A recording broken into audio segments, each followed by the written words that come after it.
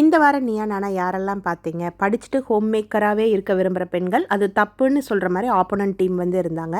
படித்த பெண்களாக இருக்கட்டும், படிக்காத பெண்களாக இருக்கட்டும், ஹோம் மேக்கராக இருக்கணுமா, வேலைக்கு போகணுமாங்கிறது பியூர்லி அவங்களோட சாய்ஸ் தான். அவங்க குடும்ப சூழ்நிலையை வச்சு அவங்கவுங்க டிசைட் பண்ணிக்குவாங்க இல்லையா? இப்போ வந்து ஒரு ஹஸ்பண்டோட சேலரி 10ல் கொஞ்சம் சிரமமாக இருக்குன்னா கண்டிப்பாக எல்லா லேடிஸுமே வந்து நம்ம வேலைக்கு போகிறத வந்து ப்ரியாரிட்டைஸ் பண்ணுவோம். ஏன்னா அப்போ தான் வந்து நம்ம குழந்தைகளுக்கு ஒரு நல்ல எஜுகேஷன் கொடுக்க முடியும், அவங்க ஆசைப்பட்டதை வாங்கி தர முடியும்னு ஒரு சுச்சுவேஷன் இருந்ததுன்னா கண்டிப்பாக எல்லா பெண்களுமே எல்லாத்தையும் சகிச்சுட்டு வேலைக்கு போகிற பெண்களும் இருக்காங்க. இல்லை ஓரளவுக்கு பீஸ்ஃபுல்லான லைஃப் தான் போதும், குழந்தைகளையும் ஹஸ்பண்டையும் பார்த்துக்கலான்னு நினைக்கிற லேடிஸையும் நம்ம குறை சொல்ல முடியாதுங்க. இதில் வந்து பியூர்லி அவங்களுடைய சாய்ஸ் தான், அவங்களோட சூழ்நிலை தான் வந்து எல்லாத்தையுமே முடிவு பண்ணும்.